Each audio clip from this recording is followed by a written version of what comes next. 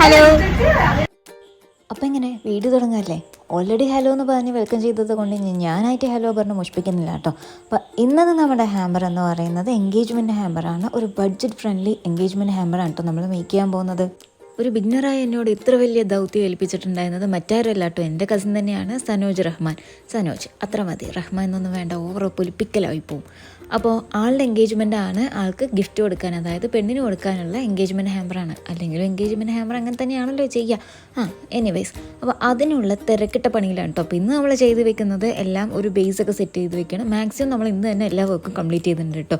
കഴിഞ്ഞ വീഡിയോയിൽ നമുക്ക് ദൈവദൂതനായി വന്നത് ഇർഫാനാണെങ്കിൽ ഈ വീഡിയോയിൽ അജാസണ്ണനും അതുപോലെ എൻ്റെ ഹസ്ബൻഡുമാണ് കേട്ടോ. ഈ വരുന്നതാണ് എൻ്റെ ബ്രദറും ഹസ്ബൻഡും.